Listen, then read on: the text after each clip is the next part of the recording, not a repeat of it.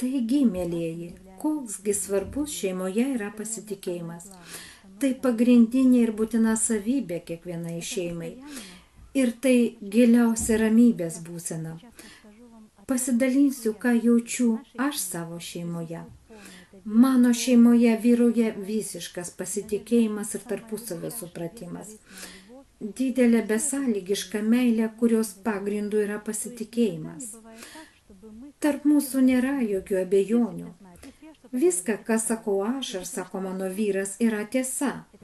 O tai reiškia tarpusavio pasitikėjimą. Pasitikėjimas, mėlyje, tai tarpusavio supratimas, sielų vienybė. Tai tarsi vienas kvėpavimas, viena būsena ir jausmas, vienas visako supratimas. Tai būsena, kai esi savimi, kada nėra melo. Nereikia kažko slėpti, kurti telefonuose kodų, slėpti žinučių. Tarp mūsų šie dalykai neegzistuoja. Savo gyvenimo procese mes esam atviri ir skaidrus vienas kitam. Todėl noriu pasidalinti savo pačios patirtimi. Žinau tikrai, jog šitaip galima. Ką reiktų daryti, kad pasitikėjimas vyrautų šeimoje? Visų pirma, bekuriant šeimą nereiktų žvelgti vienas į kito piniginę, analizuoti turto ar tikėtis kitokios naudos. Kažkas neseniai užmatė video TikTok'e, kur buvo padaryta apklausa. 10 žmonių buvo užduotas klausimas, ką jie pasirinktų būti laimingam Žiguli ar verkti Mercedese. 9 žmonės iš apklaustųjų pasirinktų verkti Mercedese.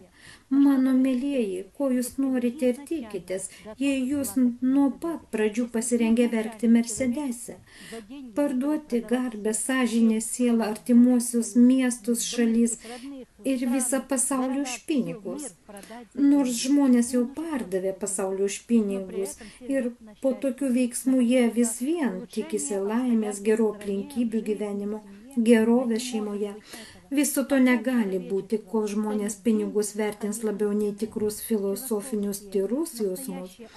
Dėl tokio materiališkumo vyks griovimo procesai, nes tai gyvenimo pasirinkimų rezultatas, o gyvenimo pagrindas yra santykiai. Kuomet jūsų santykiai teisingi, kada jūs žiūrėdami vienas kitam į akis pradedate sakyti sakinį, o kitas jį tęsia, tai ir yra vienybė, kuri paremta jūsų tarpusavio supratimu.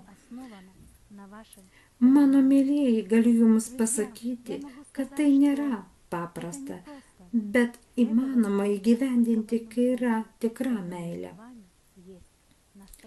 Meilė kaip pagrindas, paties gyvenimo pagrindas, juk meilės dėka ir yra sukurtas gyvenimas. Jūs turėsite viską, jei tarp jūsų vyraus meilė ir pasitikėjimas. Nuoširdžiai linkiu jums visą tai jausti ir tame gyventi, taip kaip gyvenu aš. Su dideliu džiaugsmu iš savęs pačios skleidžiu ir siunčiu jums tą pasitikėjimą ir tą būseną, kuri yra mano šeimoje su vyru.